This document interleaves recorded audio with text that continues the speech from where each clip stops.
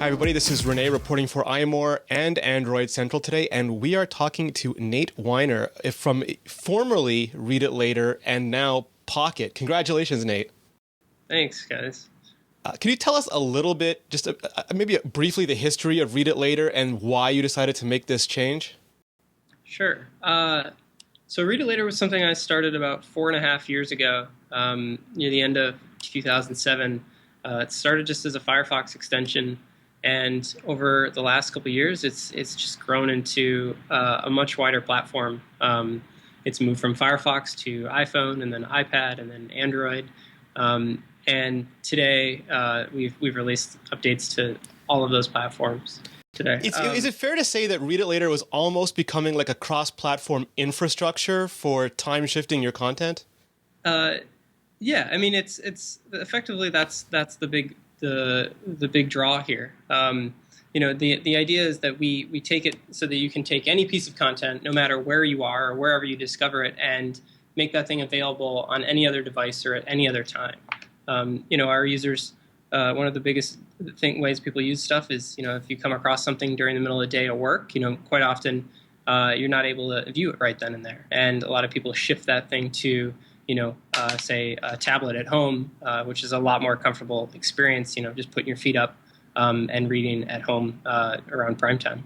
And that's a real problem because there is just such an information overload. And you let us take the stuff that we find almost serendipitously and put it to a time and place where we can actually enjoy it again. Absolutely. It's about that. There's a million different places that content is coming into us every single day. There's things like Flipboard and Twitter and Facebook, and people are emailing you links, and there's this kind of constant sense of discovery everywhere, and it's really hard to keep track of it. And it's what we allow you to do is just make it very easy to just toss that in Pocket, and whenever you're ready for it, you can come back to it. And at the end of the day, if you don't get back to it, it's no weight off your back. We try to have people kind of look at their list a little bit like a Netflix queue, where you've never felt overwhelmed by your Netflix queue. You're not like, oh, I have to see everything in there. You put great stuff in there, and when it comes, it comes. Or if when you get to it and you have the time, then you've got something great you're interested in. And it's not just about text anymore either. I mean, the internet used to be links and a text-only browser, and now we have video and we have photography, and you're really handling these, almost all of them, as first-class citizens. Yeah, I mean, it's the new type of content. Like the thing that was interesting about Read It Later was the number one saved domain there was actually YouTube. And that was a big part of what you probably see with the new Pocket rebrand, which is, our users have been saving all sorts of content. And, articles are still huge. It's 60% of the stuff that goes into Read It Later or into Pocket. But at the same time, there's 40% of stuff that's, anything from videos to recipes to pages to things that people want to buy to apps, just a ton of different things.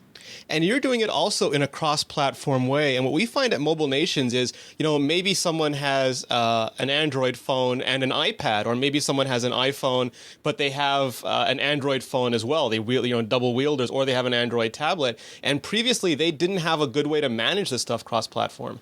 Right. And I think that, that's a big part of the way we think about this stuff, which is, a true save for later system or service. It's only effective if it's on every screen that you own.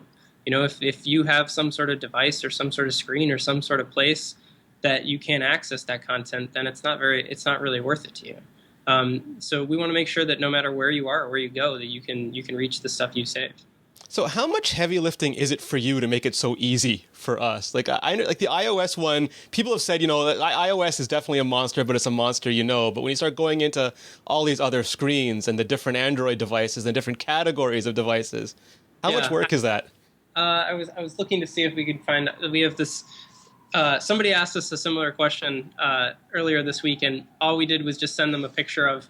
It was just an iPhone and iPad on one pile, and then this massive pile of Android devices that we have with like 30 different screen sizes and slide-out keyboards. And so, I mean, Android certainly has a lot more to think about there, but it's also the flexibility is also what makes it great. The fact that you like we build it once and it's on all of these different types of devices and it just looks great. So I mean they kind of go both ways. So we'll see. So what's the challenge like in maintaining the Pocket brand, but also staying true to the device or the screen that you're building for? You know, like Firefox just doesn't look right on any screen, but Yeah. Pocket really looks good on each of the platforms you've built it for. It's almost like you did a perfect juggling act between your identity and the platform. Yeah, I'm really happy to hear you say that. That's something that the entire team here is very dedicated to kind of maintaining that. And I think certainly Max, I don't actually think we introduced on this call here, but Max is our Android developer.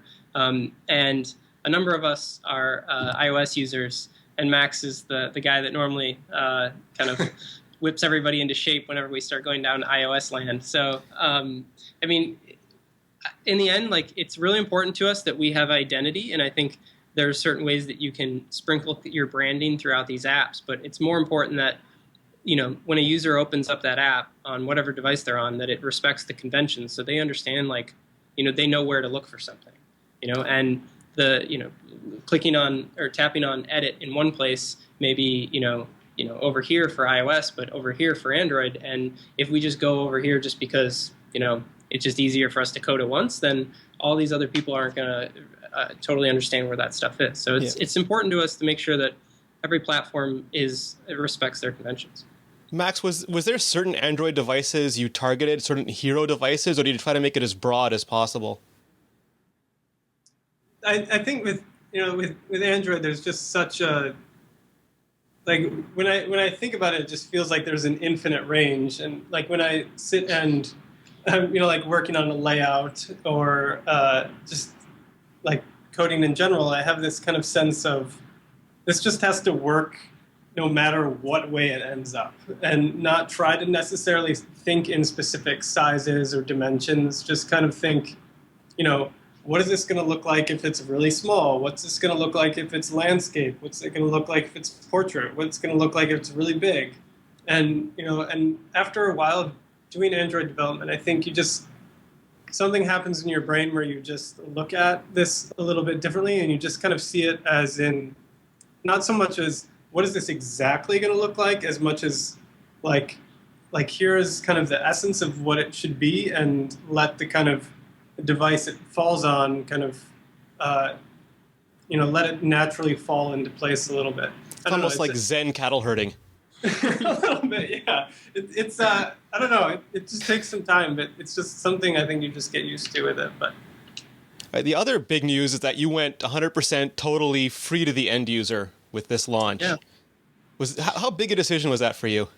I mean, it was a big decision, and I think, I mean, it's considering we were the number one paid news app on both Android and Amazon. I think I think the gravity of it, I think, is striking to some people.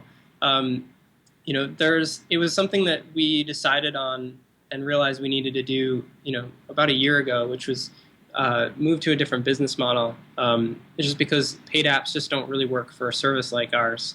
And today is just kind of the first step in the process of us transitioning to that. All right, so I know you can't drop any spoilers yet, but what are you looking forward to in the future? Are you going to be aggressive about building this out? Are you going to wait and see a little bit how the market takes to it? No, I mean, a big part of what this update is about is we rebuilt our entire platform from scratch. And it, you can see that even though the apps are unique to each platform, they share a lot of same code and a lot of the same design, and we try to make everything very consistent, whereas the features were very different on each platform and some of the design was different.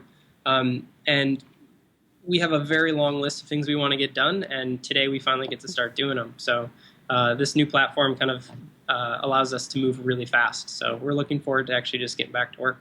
And thank you very much for making it. It is, for anyone who is cross-platform, it is just a fantastic service. Awesome. Thank you. I really appreciate that. Thanks, guys. This is Rene from imore.com, androidcentral.com, mobilenations.com.